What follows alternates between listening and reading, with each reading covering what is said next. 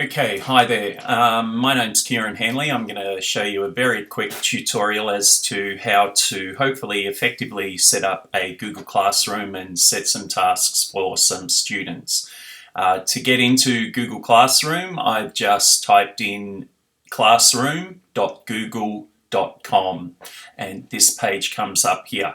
If you have for the first time, you will more than likely have a dialog box here in the middle where you will have to just click OK. And to get started, it says here create or join your first class. So I'm going to click on the plus and I'm going to click on create class. I'm going to give the class a name, so I'm using an account called Test Teacher, so I'll just write Mr. Teacher's Maths class or Maths 2020. You can create subjects here, so here I'm going to write mathematics and it should come up. And we won't worry about room, I'll just click on create. And I will wait patiently till it sets up. It shouldn't take too long. And while we're waiting, just a couple of things. You'll notice if you've used Google Classroom in the past before, Google are fantastic in that they keep things up to date. They listen to recommendations from teachers all over the world and they make what they believe, based on recommendations, is the best type of user interface. So it says what's new in Classroom and you can see student grades. You can actually now use or create rubrics for each of the tasks that you set for your students. Students can't create rubrics, but you as a teacher can, and you can do a range of other things. So I'll click on got it. And this section here is the stream. It's almost like if you're on Facebook, it's like your page, your notifications that come up and appear on your page. This section here is where you set the classwork activities for the students. This will detail the people that are part of your Google Classroom, and there's a grade section here as well, but we won't worry about that for this purpose. So I'm going to jump back to people. If you're in a team teaching environment, you can invite another teacher by simply clicking on that button and typing in their email and then click invite. They'll get an invitation and all they have to do is accept that invitation, and then they will be a teacher with you with the same amount of rights as you have. It says here invite students or give them the class code. I'm going to take you to a different section. Up here there's a little settings cog which we click on and it gives you more details, so you can edit your class details. There's a general section here which also has your class code. So if you are connected to a television or interactive whiteboard, you can actually click on that and select display, and you can also make it full screen if you want to. So the students on their devices will do the exact same as you. They'll type in classroom.google.com. They will only have the option to join a class. So you would remember there was a plus symbol up here where you clicked on the plus. When you clicked on the plus, it said join class or create class. They'll have join class. They type that in and they will immediately be part of your Google Classroom.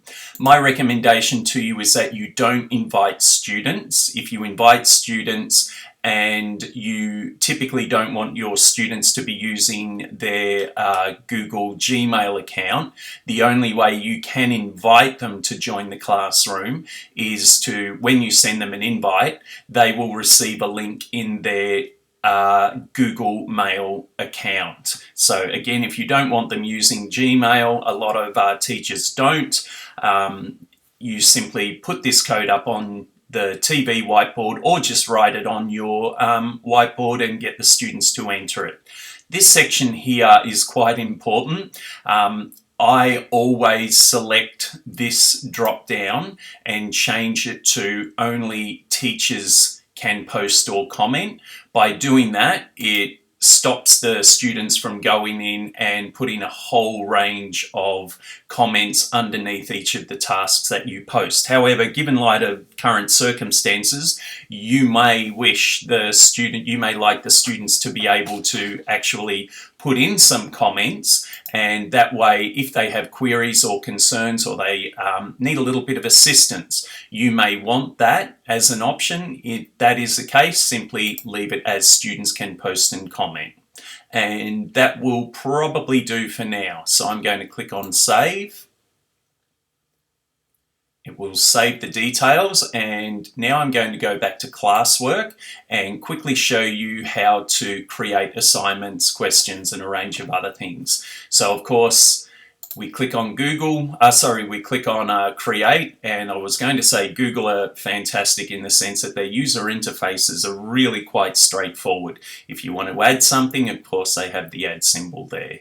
So I'll start off with an assignment. We click on assignment, and you do actually have the option to schedule the release of assignments. You don't have to do it immediately, but let's not worry about that right now. It says post now or plan ahead. So I'm just going to say got it.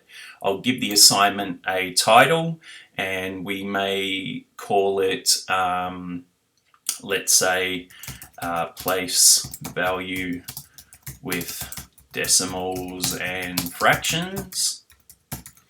And I'll give some instructions. I'm going to say open the attached Google Doc and answer each question in the space provided. Hopefully I didn't make any spelling errors there. Now you might be thinking, hold on, I haven't created the Google Doc yet. So I'm going to now go down to create, and I'm going to simply click on Docs. And what it's going to do is create a Google Doc, and I will give it, we'll just privacy settings for now, say I understand. I'll give it the heading place value, and we might just quickly centralize that and make it a little bigger, and maybe make it underline. We'll left justify, and we'll say, oh, still underlined. Turn off the underline. We'll say question 1, and leave a little bit of space. Question 2, some space for them to answer the questions, and so on and so forth. Now I am going to go back to actually what I will do, show you another one of the wonderful things about Google is that once you click on Untitled Document as the file name up here, it will automatically take your heading. Change that if necessary. I also recommend you go to your share settings and click on Advanced, and just make sure that any users, so I'm going to say here where it says specific people can access, I'm going to change that and make sure that anyone at Yarrowroad Primary School can find this document and access it. You can make it even more available and say anyone with the link, or you can make it publicly available. So I'm going to click on Save. It's updating the settings. I'll click Done, and now I'm going to go back to Google Classroom. You may not see what I'm about to do now because I'm not recording that part of the screen, but what I'm doing is just going to move my mouse up to the top of my browser and go back to the Google Classroom that I just created. Okay, very important section here. One of the other wonderful things that Google has created is they have enabled us to create a copy of this document for every single student that's part of the class. So to do that, I'm going to click on the drop down arrow. At the moment, it's currently set to students can only view the file. Don't select students can edit, otherwise they will all be editing the exact same document. Select this one here, make a copy for each student. and then we just simply click Assign. And we'll wait for a moment, and then I will show you another section of Google Classroom. Okay, I'm going to say got it. This time I'm going to just simply create a question. So you may choose to just simply ask the students a question. What is your favorite pastime activity at home? And instructions are optional. You can actually ask them to select a range of multiple choice questions. It could be eat pizza, play on the PlayStation, etc. Or you may choose to just get them to give you a short answer, in which case I'd just drop back. And now I'll click Add. I'm going to think about, for a moment, should I get the students to access a file that I have created that will prompt their thinking? Should I send them a link to a website that prompts their thinking? Should I get them to watch a YouTube video which may prompt their thinking? And if you are going along the lines of, oh, I've found this fantastic YouTube video that will get them to think outside the box, and some higher order thinking should hopefully promote some more complex answers from the students, you would just simply click on that. You wait for a moment until this is loaded up, and you just simply do a YouTube search, and I'm going to say pastime activities at home, just like it would be a Google search. I'm going to click on here, and it will give me a range of different videos that I could set for my students. So 101 free time activities in English. I might say, hey, that'd be great to get the students to think a little deeper about the question. We'll click Add. And now I am going to just show you this section over here. You might be thinking, I'm going to differentiate this activity because I do have some students with specific learning needs in my class.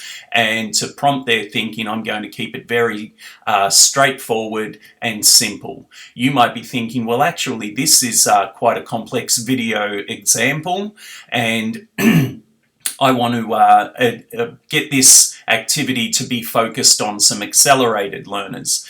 At the moment, there are no students in my classroom, but if you want to allocate this task to specific students, when you click on all students here and you have all your students in your classroom, it will populate a list of all of the students in your classroom. If you are thinking this is for my accelerated learners, deselect all students, which I can't do because I don't have any students at the moment, and simply go through and select the students for which or to which you would like to allocate this activity. All right, and you can set them a due date, and you can create a topic for yourself if you like, just to keep it all well organized. And this section here, students can reply to each other. Be mindful of that. If you're going to leave that selected, it would be definitely a good idea to spend some time talking to your students about the importance of appropriate use of comments. Maybe students can give each other feedback. It's a great option, but just make sure you've had that conversation, and students can edit their answer. And right now, I'm just going to say, ask. So this will now pop up into the Google Classroom where the students can go in and answer the question, and all the results will be there. You can actually also create a poll as well, where the students just simply answer yes or no, true or false, so on and so forth. There are quiz assignment links here. You can add material. You can even reuse posts. Okay, so if I now go back to the screen, this is typically what the students will see, and they will be able to go through, click on these options here, and that pretty much very simply gives you hopefully an adequate overview of how to use Google Classroom. Thank you.